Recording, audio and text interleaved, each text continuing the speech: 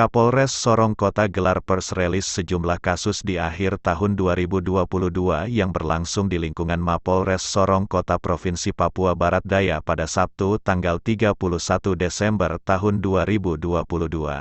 Di tahun 2022 peningkatan kasus di Kota Sorong meningkat untuk kasus narkoba yang berhasil ditangkap oleh Polres Sorong Kota sebanyak 1 kilo 700 gram narkoba jenis ganja. Di tahun 2022 peningkatan kasus di Kota Sorong meningkat untuk kasus narkoba jenis ganja.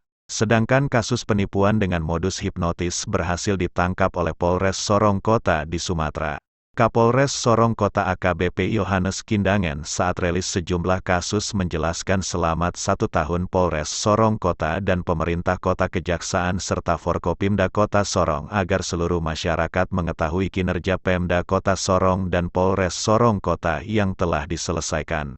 Ada beberapa kasus penyelesaian kasus selama tahun 2021 sebanyak 918 kasus sementara pada tahun 2022 meningkat 1.218 kasus sedangkan kasus yang paling menonjol di Kota Sorong adalah kasus curanmor yang paling menonjol di permukaan publik.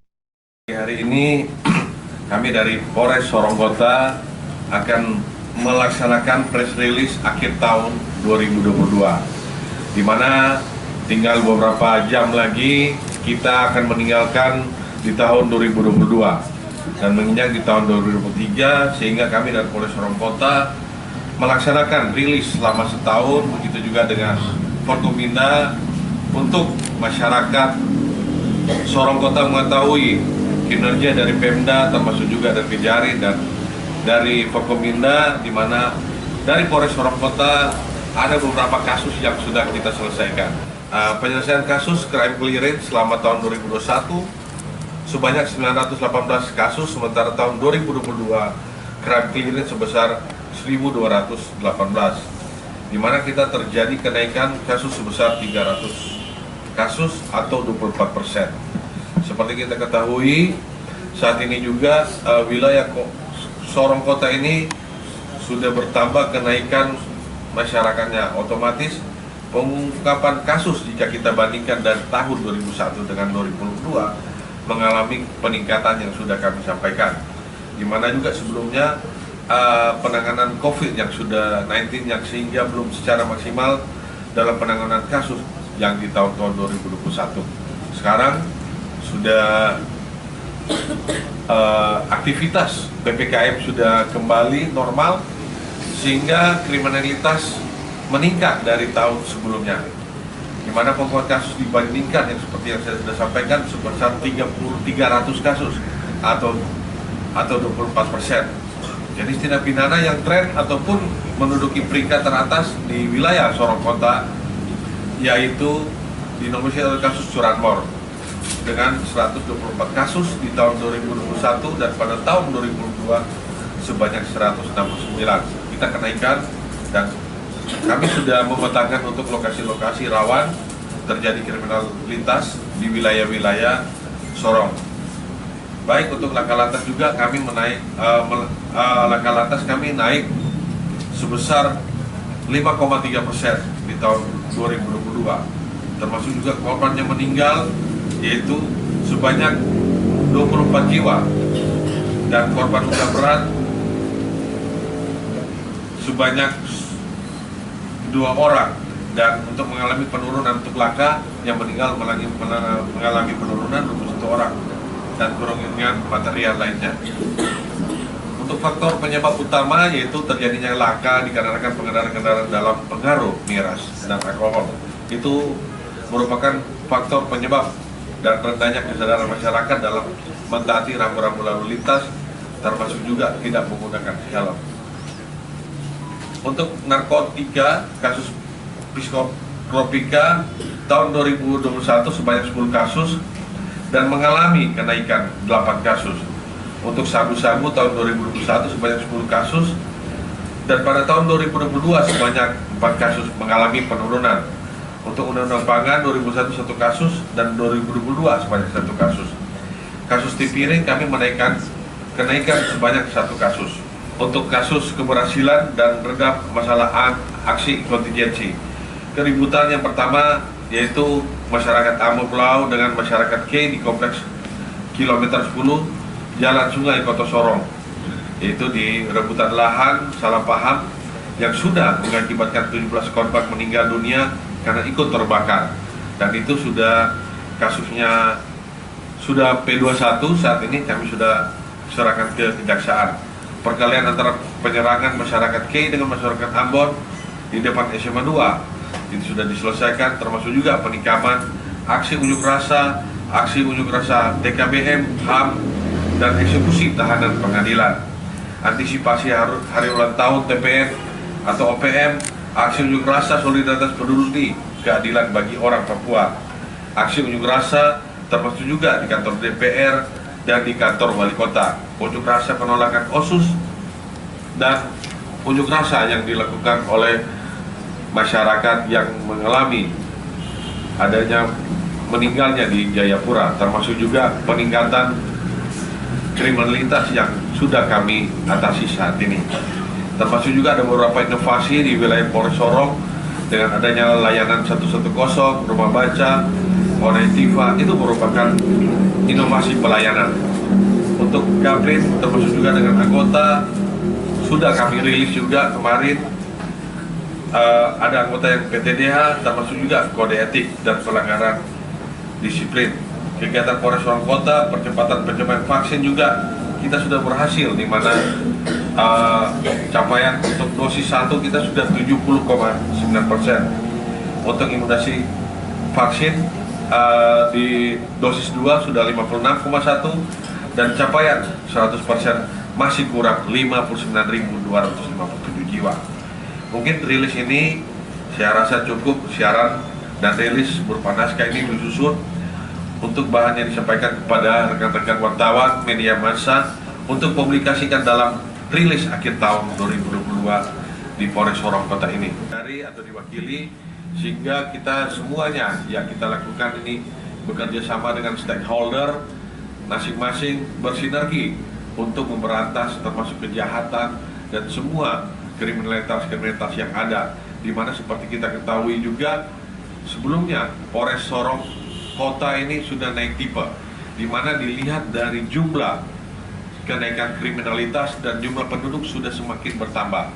Untuk itu saya ucapkan terima kasih juga selama ini sinergi dengan Pak PJ Wali Kota, dari Kodim dan dari Kejari.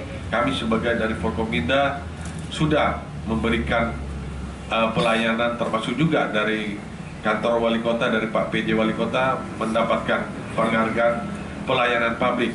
Dan kami juga Polres Sorong Kota, seperti rekan-rekan sudah ketahui, dengan kenaikan tipe kita mendapatkan penghargaan pelayanan publik untuk Polres Sorong Kota, begitu juga dengan kantor Wali Kota.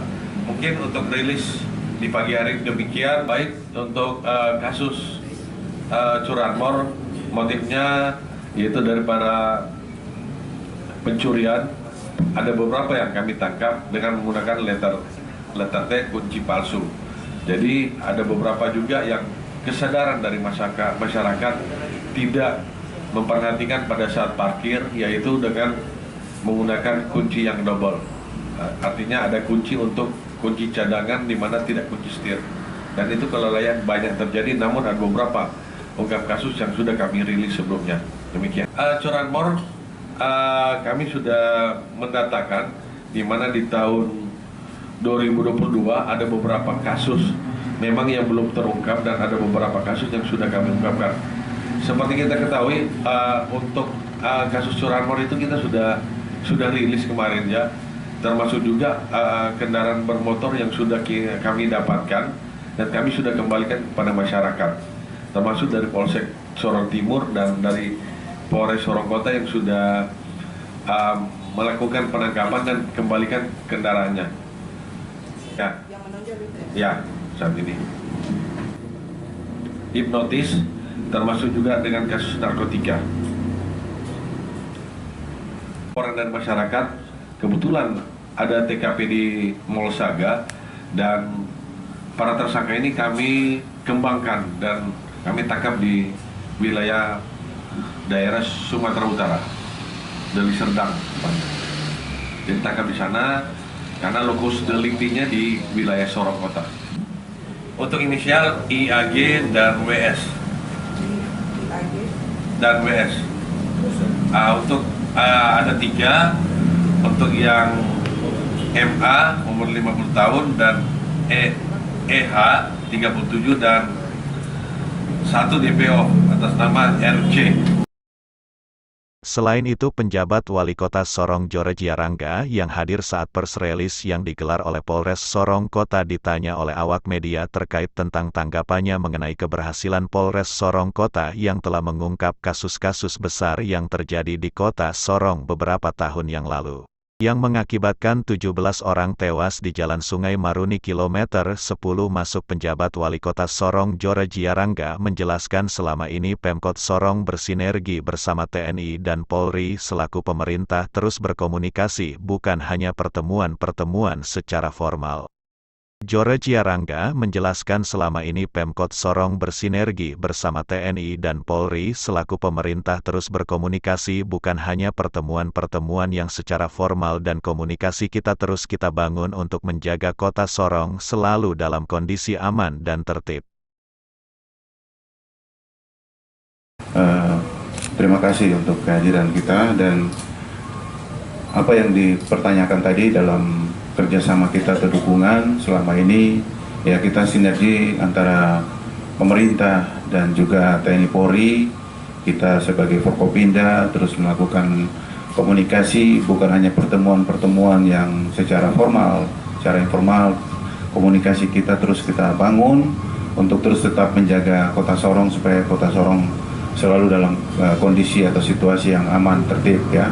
Kota beriman, bersih, aman dan nyaman selalu saya sampaikan, sehingga pada kesempatan ini terutama di dalam upaya untuk memusnahkan barang bukti apa yang sudah disampaikan oleh Pak Kapolres di akhir tahun 2022 ini, perlu juga saya sampaikan bahwa pemerintah Kota Sorong, ya terutama untuk minuman beralkohol ini, ada 6 distributor yang ada di sini di kota ini yang sudah punya izin, yaitu ada PT Irian Jaya Sehat, itu izinnya golongan A, kemudian PT Papua Indo Perkasa golongan B dan C, kemudian CV Tri Abadi golongan B, CV Umbre golongan B, kelima PT Kumbawa Sejahtera golongan ABC, dan 6 PT Mikalindo golongan ABC.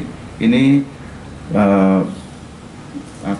barang atau minuman ini didatangkan dari Surabaya dan Jakarta, dan selalu pengawasan di gudang distributor tetap dilakukan oleh dinas terkait atau dinas perdagangan. Kemudian juga saya menyampaikan bahwa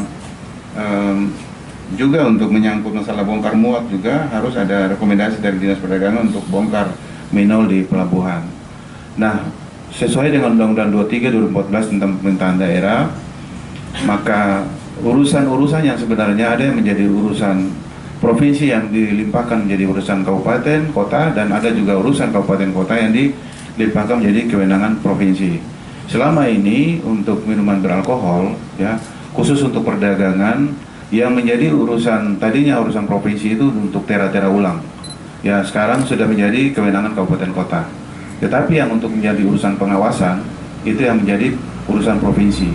Nah, oleh sebabnya biasanya para pelaku usaha atau distributor untuk mau mengajukan izin, permohonan atau perpanjangan itu lewat pemerintah kota, daerah, ajukan ke provinsi.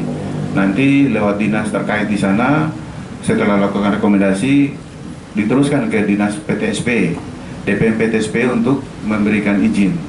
Nah, oleh sebabnya kita berharap bahwa selama ini karena kota ini juga harus koordinasinya dengan provinsi, ya. Kemudian di provinsi dinas terkait juga punya PPNS, penyidik pegawai negeri sipil.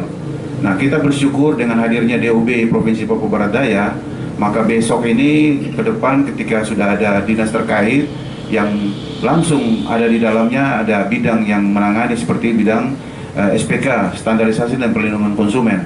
Kalau bidang itu ada dan ada PPNS-nya, penyidik pegawai negeri sipil, tentunya pasti akan disiapkan mengikuti diklat, punya sertifikasi, dan akan bersama-sama dengan Satgas Polda ya satgas yang ada untuk melakukan lakukan pengawasan sidak terhadap dengan distributor. Misalnya golongan A itu diperdagangkan di supermarket, hotel, dan restoran yang memiliki izin. Kalau golongan A, B, dan C itu di hotel dan restoran yang memiliki izin. Jadi tentunya kalau di tahun ini mungkin belum terlalu optimal maksimal, kita berharap di 2023 dengan hadirnya Provinsi Papua Barat Daya, dan kita berharap bahwa pasti akan ada tindakan-tindakan yang lebih lagi dan langkah-langkah yang lebih baik lagi untuk dilakukan. Dari Kota Sorong, Papua Barat, Taufan Yusuf mengabarkan.